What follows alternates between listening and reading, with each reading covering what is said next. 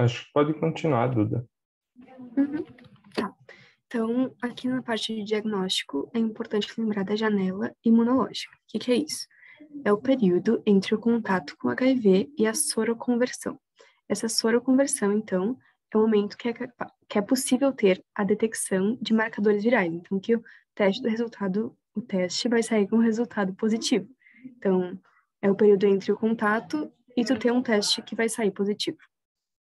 Só que para o HIV, essa janela imunológica, ela pode durar cerca de 20, 30 dias. Então, é importante, assim, que se a pessoa teve algum contato de risco, que ela pode ter contraído o HIV, e ela fez o teste no dia seguinte, por exemplo, e deu resultado negativo, que ela repita esse teste em 30 dias, porque esse pode ter sido um falso negativo, porque estava ainda na janela imunológica. Daí ela pode, então, ter ainda um resultado positivo, depois desses 30 dias. Daí, uma vez, então, que o paciente tem diagnóstico de HIV positivo, a gente tem que solicitar a quantificação de TCD4 no sangue e a carga viral, que é a quantidade de vírus no plasma, para detectar em qual nível, qual fase da doença que essa pessoa está. Pode passar.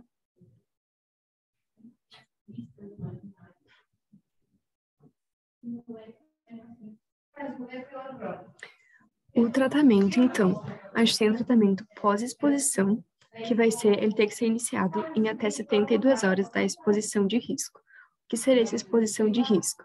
Pode ser tanto uma exposição ocupacional para profissionais de saúde, por exemplo, sem querer, se furou com uma agulha que é utilizada no paciente.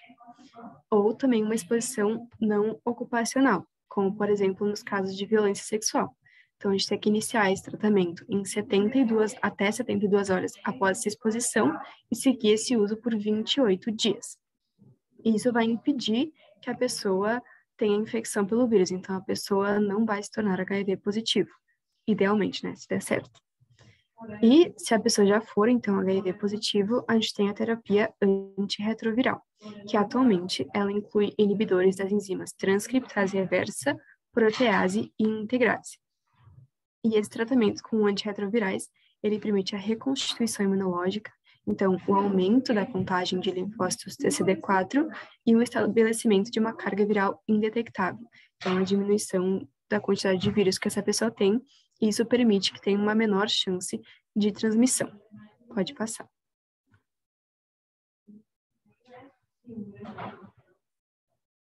Era isso da minha parte. Tem alguma dúvida?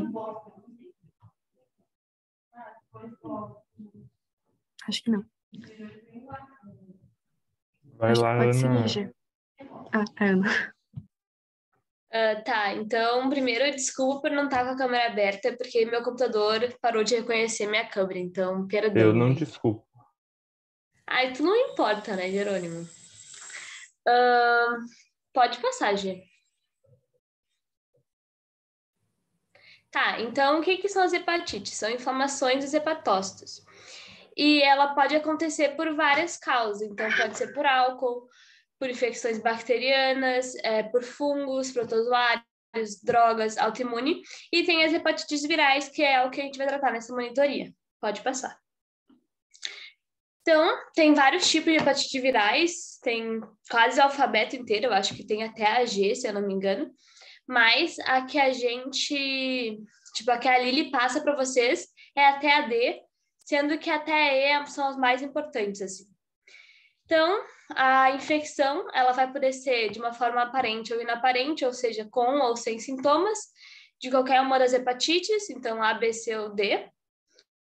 Então, depois dos sintomas, elas podem desenvolver para cura ou para cronificação. Só que é muito importante saber que as únicas que cronificam é a B, C e a D, ou seja, a A não vai cronificar. O que é muito importante porque a Lili sempre cobra na prova que a A não cronifica. Então, todas as hepatites... então tá. Todas as hepatites vão poder ser fulminantes, vão poder gerar... vão poder evoluir para a morte. A hepatite mais comum de cronificar é a hepatite C. E aí, a hepatite C, B e D podem dar cirrose e hepatocarcinoma. Pode passar. Tá. Então, nos Só sintomas... comentando, essa parte é bem importante para o pessoal, porque justamente a Lili gosta muito de fazer comparações entre as coisas. Então, fazer uma comparação entre as hepatites é bem interessante vocês darem uma olhada. Pior é que ela, às vezes ela cobra 1, 2 e 3, então, a hepatite A não cronifica, a hepatite C é a mais comum de se cronificar, esse tipo de coisa, sabe? Então, dos sintomas, 50 a 95% das pessoas não vão ter sintomas, e as que têm são mais sintomas inespecíficos, então febre, mialgia, cefaleia, náusea, fadiga, é mais um sintoma, parece um gripão, assim. Nos casos mais graves, então, tu vai ter icterícia por causa do dano hepático, né? Que vai dar aumento de bilirrubina, cirrose e hepatocarcinoma, no caso da B, C e D. É mais comum os sintomas serem apresentados nos adolescentes e nos adultos. Pode passar. Então, o diagnóstico das hepatites são feitos por testes específicos, como é o caso do IgM da hepatite A, mas também existem testes inespecíficos, que são aqueles testes bioquímicos que avaliam a função hepática. Então, a ALT e a AST, que são enzimas hepáticas, medir bilirrubina, albumina, atividade da protrombina, tudo isso vai avaliar a função hepática, porque daí tu consegue avaliar o nível da lesão. Isso aí vai ser muito importante nas hepatites crônicas para tu ver, tipo, como é que tá o tratamento, qual é o nível da lesão hepática do paciente. Pode passar. Então, sobre a hepatite A, vai ser um vírus de RNA fita simples positivo não envelopado. O que isso acontece, né? Como ele é um vírus positivo, né? Que a Amanda explicou, ele não precisa ser traduzido para ser transcrito, ele vai ser diretamente transcrito, então a carga viral pode ser muito alta porque ele vai se replicar muito mais rápido do que um vírus negativo. Então, o piconavirídeos hepatovirus, a duração é pouca, mas ele é muito infectante, muito por ele ter uma carga viral muito alta. É mais comum em crianças, muito pela forma de contato, que eu vou falar depois, mas é fecal oral, então, né, a criança tem muita mania de, coloca a mão, bota a mão na boca, aí passa. Ela é a única que não vai cronificar. Muito raro ser fulminante, mas é possível. O período de incubação é em torno de 30 dias, só que é o pico da carga viral, então é onde tem a maior taxa de contato. Daí ali do lado eu coloquei o gráfico, que antes das pessoas apresentarem os sintomas, já tem uma carga viral alta e já tem os vírus saindo pelas fezes e o contágio alto. Pode passar, Gê. Ana, tu comia terra quando tu era pequena, Ana? Não. Não Rapaz, tinha terra né? em Porto Alegre? Não. Bah. Nasci em apartamento, né? Ah, tá. Eu, apesar de nascer aqui no interior, também nunca comi terra. Certeza que tu comeu. Tudo bem. Então, como eu tinha dito, o período de incubação vai ser entre 15 e 50 dias, com uma intensa eliminação viral nas fezes. O período prodômico, que a Amanda falou, que são os períodos de sintomas inespecíficos, os primeiros sintomas. Então, febre baixa, fadiga, mialgia, cefaleia, anorexia, náuseas e vômitos e dor abdominal. Aí tem os sintomas mais graves, né, que seria icterícia, hepatomegalia, colia fecal, que são as fezes claras, a colúria, que são a urina escura, bilirrubinemia e bilirrubinúria, que há transaminases séricas aumentadas, que tudo isso indica, então, uma lesão no fígado, né? E aí, o período de cura, a convalescência, vai depender de pessoa para pessoa, mas geralmente as hepatites têm de 6 meses para o período de cura, se ela não for cronificar, né? Pode passar. Então, sobre mais manifestações clínicas, pode ou não ter icterícia, né? Dependendo da gravidade. E aí, como eu disse, quanto mais novo tu pegar, mais difícil de ter sintomas e mais difícil de ser sintomas graves. Eu coloquei esses números porque eu tive que olhar uma parte da aula da Lili e ela falou que era muito importante vocês saberem essas porcentagens. Aí eu pus por desencargo de consciência. Então, vocês podem ver que quanto mais vai aumentando a idade da pessoa, mais possível de ter sintomas. E aí, quanto mais velhos, adultos assim e adolescentes, é muito mais grave tu pegar hepatite A do que crianças. Pode passar. E só para comentar que isso, apesar disso, né, ser mais grave os sintomas, inversamente tem menos chances de ter a cronificação da doença, tá? Então, por exemplo, recém-nascidos têm 90% de chances de ter a cronificação de hepatite B, tá? Mas aí, em compensação, tem sintomas mais leves. Então, isso também é um negócio que a gente tem que levar em conta. Apesar da chance dos sintomas serem pior, tem menos chance da cronificação da doença. Gente, peraí, só para não confundir, tá? A hepatite A não vai cronificar, tá? Os adultos têm menos chance de pegar a doença em si, porque é uma doença que atinge mais crianças. Mas aí segue para as outras hepatites do que o G disse, só não para A, porque a A realmente não cronifica. Só para lembrar que a gente está falando de hepatite A para não confundir. Então, a transmissão geralmente vai ser fecal oral, como eu já tinha dito, por isso que é mais comum em crianças. Mas pode ocorrer, então, a transmissão sanguínea, mas é muito incomum, porque, né, fazem teste antes de fazer a doar sangue, essas coisas. E porque para transmitir por sangue, precisa ter uma carga viral muito alta. Então, tu já tem que ter alguns sintomas ali, tipo, febre, dor de cabeça. Então, não é uma coisa assim tão fácil, né? Pode passar. Tá, o diagnóstico, assim, ó, não se tem exame de IgG de hepatite A, porque não sei, não foi criado, não existe, não sei por quê. Daí, o diagnóstico vai ser pelo IgM. Então, IgM positivo, infecção aguda. Basicamente é isso. E aí, o anti-HVA total vai ser IgM e IgG juntos. Então, IgA positivo e IgM positivo, pode ser infecção recente, então infecção aguda. IgA positivo e IgM negativo, infecção passada ou vacinação. E os dois negativos vai ser a ausência de contato, né? Então, pode passar.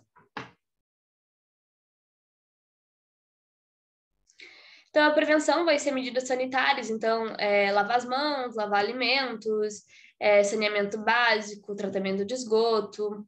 Também tem as imunoglobulinas, que seria antes da exposição até 2 semanas da infecção, do contato, né? E tem a vacinação, que é uma dose aos 15 meses, que aí é a maior prevenção que tem, né? Pode passar.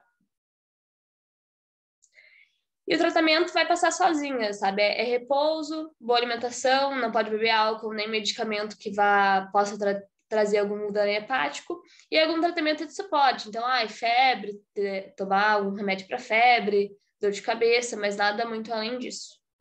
Pode passar.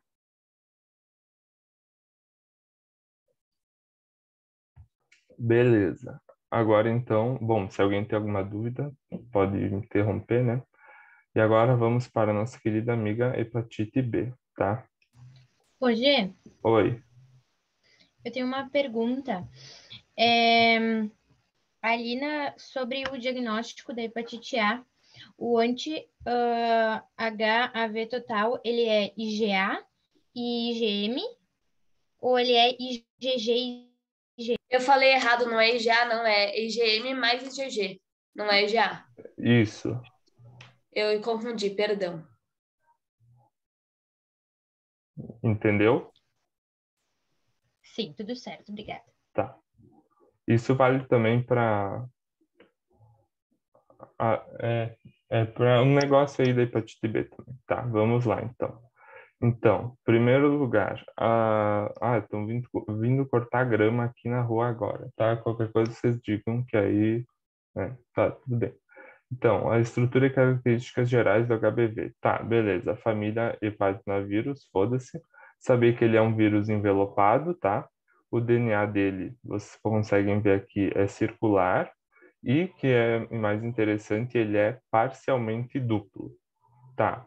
Agora dos genes do HBV, olha, agora dá para ouvir a máquina de cortar grama? Não, tá bem tranquilo, dá para escutar bem. Tá. Então, que vocês têm que saber? Que eu, se não me engano, tinha umas questões que cobravam isso, tá? Então, o GNS do vírus vai fabricar o HBsAg, ou seja, o antígeno HBs, o antígeno S da hepatite B, tá? Isso, ó, olhem que eu correlacionei as cores para ficar mais fácil. O GNC, então, ele vai fabricar o antígeno HBcAg, que é o antígeno core, e além disso vai fabricar o HBeAg. Já o GNP vai fabricar a DNA polimerase que tem uma atividade de transcriptase reversa, tá? Mas o que importa mesmo é só vocês saberem que fabrica o que, tá? Beleza. O que importa é para a prova, né? Para a vida real, foda-se. Agora, da transmissão do HBV, como é que funciona? Então, o vírus de hepatite B vai estar presente em todos os fluidos corporais. Isso inclui sêmen, saliva, leite materno, urina, enfim. E aí, justamente por isso, as principais formas de contágio vão ser a via parenteral, ou seja, contato com alguma lesão de mucosa, ou um negócio de sangue contaminado, por exemplo, né? E o contato sexual, apesar de que o contato sexual... Ah, não, é a C que não é tão... Tá, beleza, é a via parenteral e o contato sexual. Além disso, nas regiões endêmicas, que tem muitos casos de HBV, a transmissão vertical é muito frequente, principalmente no momento do parto, tá? Inclusive, ela é mais frequente do que a via parenteral e do contato sexual, mas isso não precisa saber. Tá. E justamente sabendo das vias de transmissão que a gente sabe as maneiras de prevenção da hepatite B, que é o uso de preservativos, né? Higiene, por exemplo, questões de saneamento básico, né? E, além disso, a vacina. É bem importante saber que a hepatite A e a hepatite B têm vacina.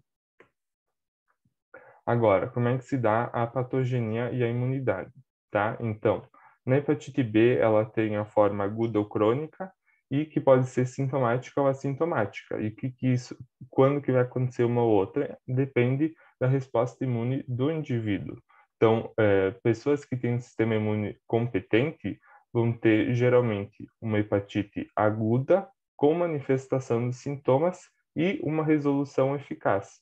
Já nas pessoas que têm um comprometimento da imunidade, como, por exemplo, pessoas com HIV ou pessoas com transplantadas, ou até mesmo recém-nascidos, tá?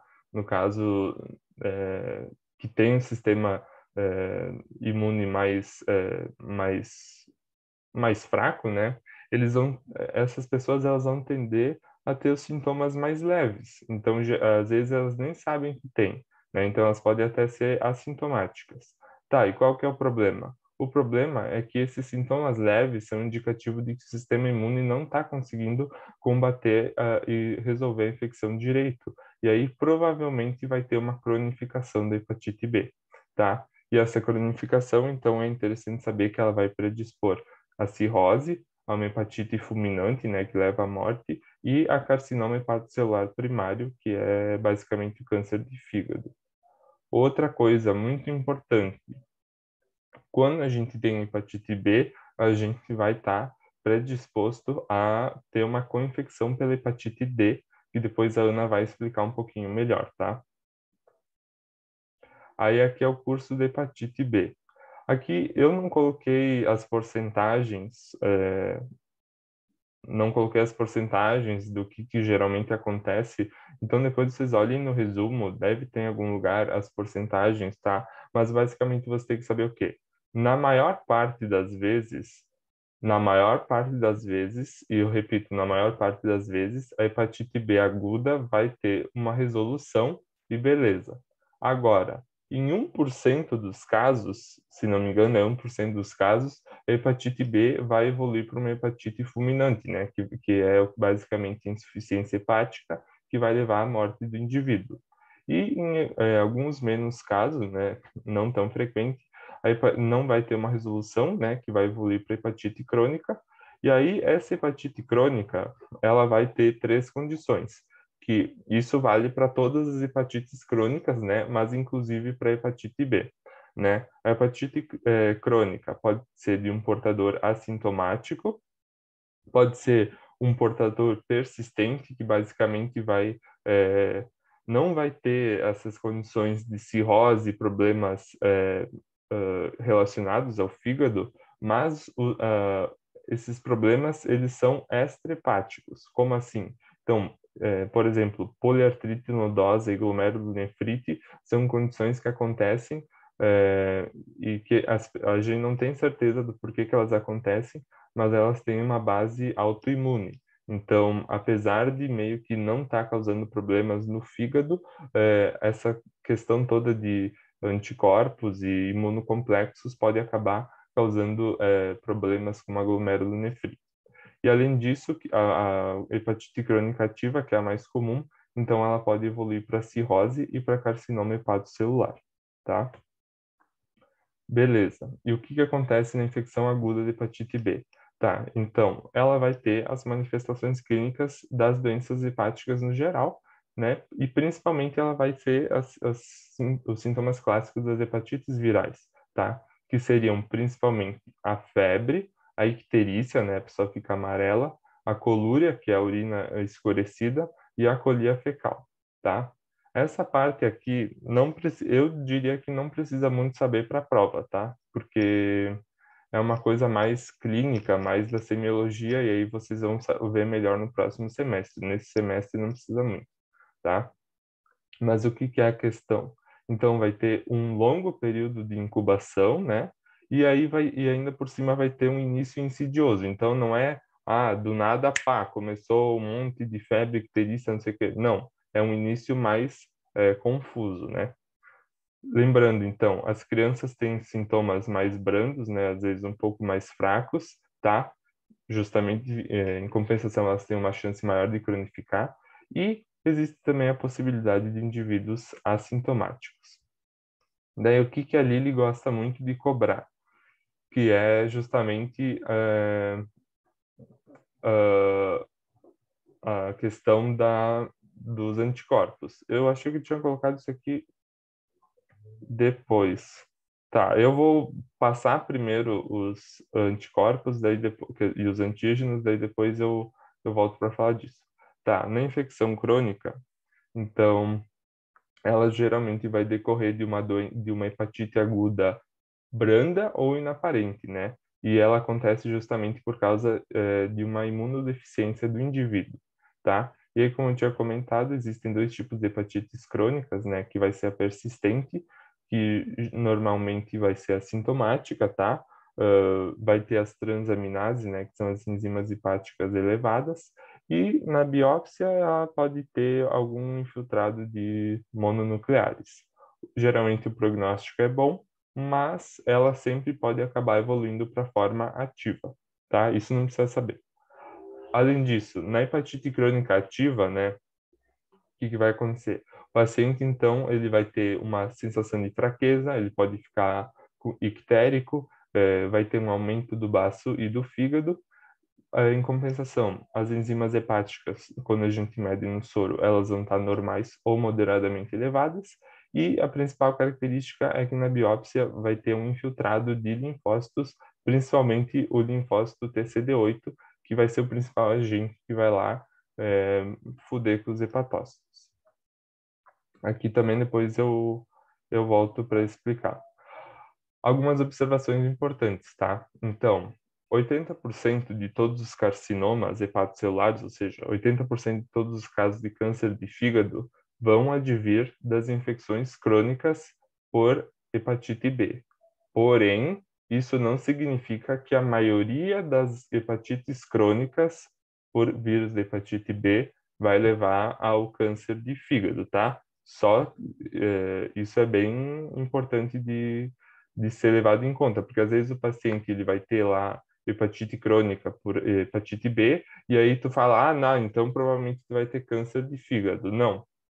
Agora, se alguém tem câncer de fígado, né, ele chega já no consultório, enfim, com o problema do câncer do fígado, aí tu tem que suspeitar de hepatite crônica por hepatite B, certo?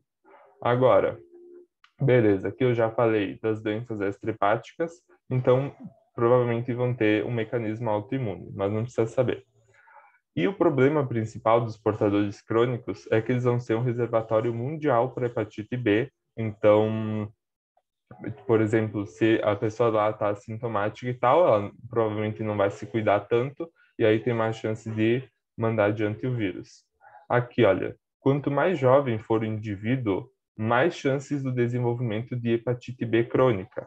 Daí aqui tem a porcentagem, ó, recém-nascidos infectados têm 90% de chance de cronificar, enquanto adultos têm apenas 5% de chance de cronificar.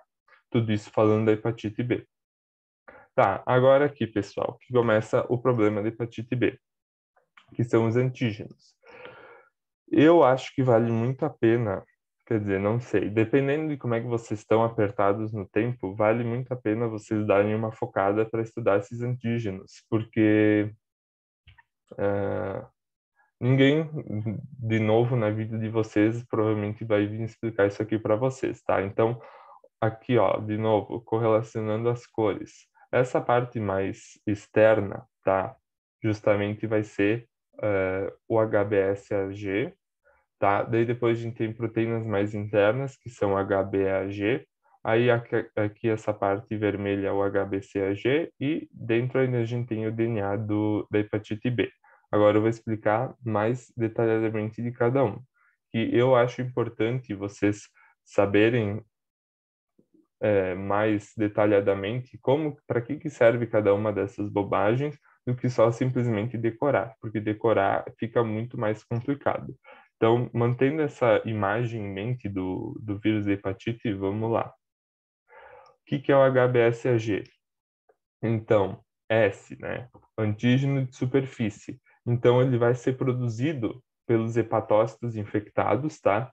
E o que é interessante? Ele vai aparecer de 1 a 3 semanas mesmo antes do aparecimento dos sintomas. Então, ele já vai estar aparecendo no soro antes quer dizer, no período de incubação, tá? Então, é bem legal para fazer diagnósticos, claro, apesar de ser bem mais difícil, né? Se a pessoa está no período de incubação, provavelmente ela não vai nem ter por que ir procurar o médico para fazer qualquer tipo de diagnóstico. E o problema é que ele pode justamente desaparecer depois de 3 meses de contágio, tá? Então, isso depois eu vou explicar melhor lá na fase da janela imunológica, tá? E se no soro ele fica persistente por mais de 6 meses, né? Provavelmente então vai ser indicativo de hepatite crônica, tá? Além disso, o que é muito importante saber?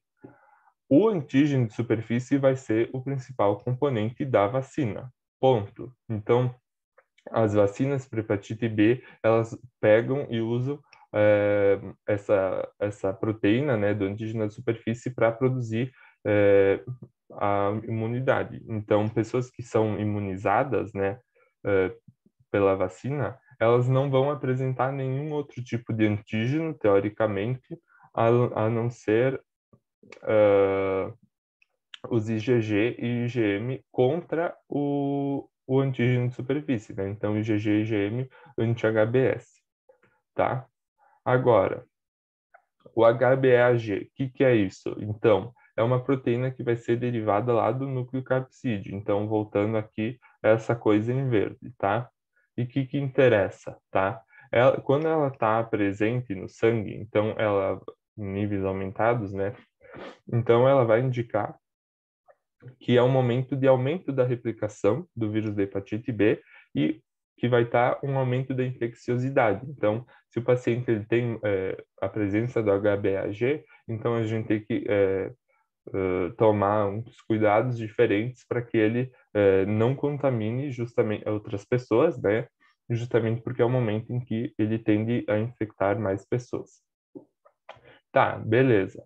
Mas e daí? E daí que, quando a gente começa a produzir o anticorpo para o HBAg, né, que é o anti-HBe, isso vai indicar justamente o contrário. Então, vai indicar uma diminuição da replicação e uma diminuição da infecciosidade. E por isso, melhor do que para fazer um diagnóstico, o HbA1c ele é melhor usado para avaliar o prognóstico da doença. Então, se eu tenho muito HbA1c e não tenho anti-HbE, então provavelmente eu estou numa fase que está evoluindo para cronificação ou numa fase que ainda é um pouco recente. Agora, se eu tenho bastante anti-HbE, então é uma coisa positiva, porque significa que já está diminuindo a replicação, está diminuindo a infecciosidade e que eu estou indo para uma fase de cura da doença, tá?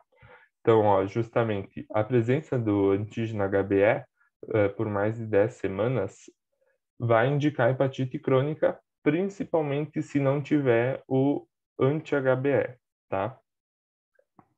Agora, o antígeno COR, ele é um antígeno que a Lili adora cobrar nas provas, tá? Então, eu sugiro que vocês deem um foco nele também. Por quê? Porque, apesar dele existir, a gente não consegue detectar ele no soro. Ponto final. Isso sempre tem pegadinha. Não sei o que, detecção de antígeno COR, não sei o que. Não, mas não tem como detectar o antígeno COR. Tá. Por quê? Justamente o antígeno COR ele vai permanecer dentro do núcleo do hepatócito, então mesmo com a morte do hepatócito não tem por que ele estar presente no soro, tá? Mas então para que ele serve, tá? Então, os anticorpos que são feitos contra ele, né, no caso o anti-HBC, né, que vai ter, inclusive ele vai ser dividido em IgM anti-HBC e o IgG anti-HBC, eles sim vão poder ser analisados, tá?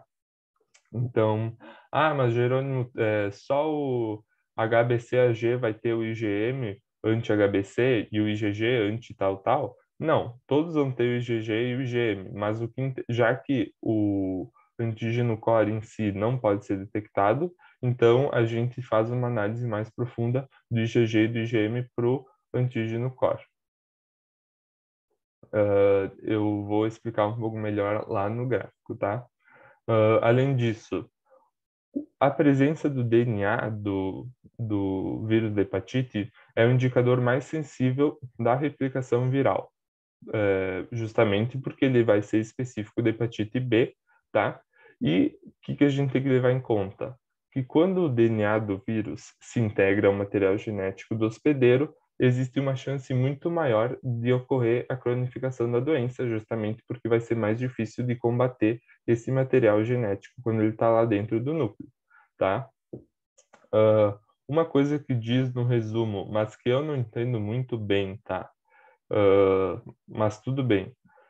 Que caso ocorra, então, essa integração do DNA do vírus da hepatite B no nosso DNA, então o DNA do vírus e o próprio vírus vão desaparecer da circulação sanguínea, tá?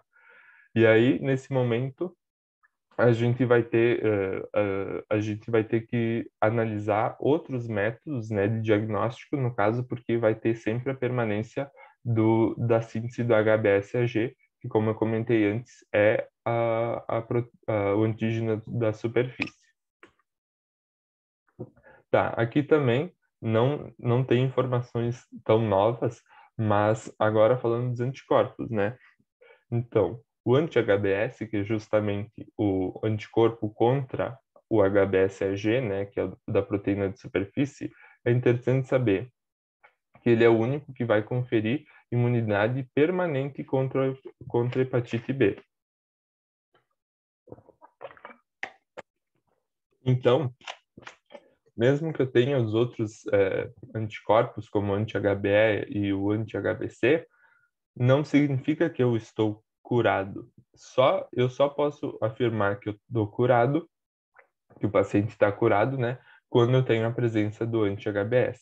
Então, olha, ele vai ser indicativo de cura e de imunidade, justamente por isso que ele vai estar presente de maneira isolada em pessoas vacinadas. Então, as pessoas vacinadas, elas não vão ter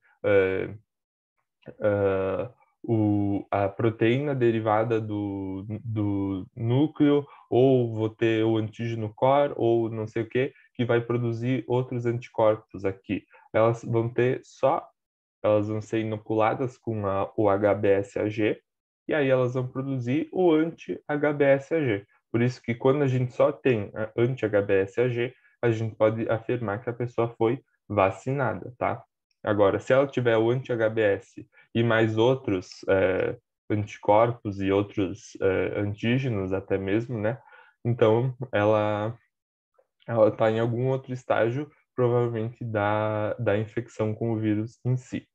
Além disso, o que é importante saber do anti-HBs?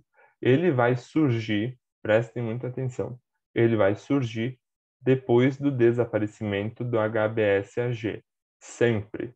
Então, a gente vai ter o HBsAg, aí depois não vai ter nada por um tempo, e aí depois vai surgir o anti-HBs. E é justamente esse não vai ter nada por um tempo que caracteriza a janela imunológica e que a gente tem que tomar cuidado. Eu vou comentar melhor depois. Agora, falando do anti-HBe, então, como eu tinha comentado antes, a presença dele vai indicar uma redução ou uma ausência da replicação viral. Então, é uma coisa boa, é um indicativo de um prognóstico bom, tá? No caso dele, ele vai surgir após o desaparecimento do HBe, tá? Mas foda-se. E uma coisa mais curiosa e que tem algumas questões é que algumas cepas, tá? Algumas variações de hepatite B não vão ter, no caso, cepas com a chamada mutação pré-COR, não vão ter o anti-HBe justamente porque não tem o HBe. Então, nem sempre, então, a gente vai encontrar o anti-HBe no soro das pessoas, justamente porque em algumas mutações mais raras, o vírus não vai nem produzir o HBe. Agora, se tratando do anti-HBC, lembrando, o HBsAg não pode ser detectado. Então, a gente tem que trabalhar com IgM anti-HBC e com IgG anti-HBC. Então, no caso de IgM anti-HBC, ele vai ser um marcador de infecção recente. Bom, justamente porque se trata de um IgM. Apesar de ser infecção recente, tem que cuidar que ele vai ser encontrado depois de 32 semanas do início da infecção. E, além disso, apesar de ser indicador de um negócio agudo, de uma hepatite aguda, ele vai estar presente nas reagudizações da fase crônica, certo?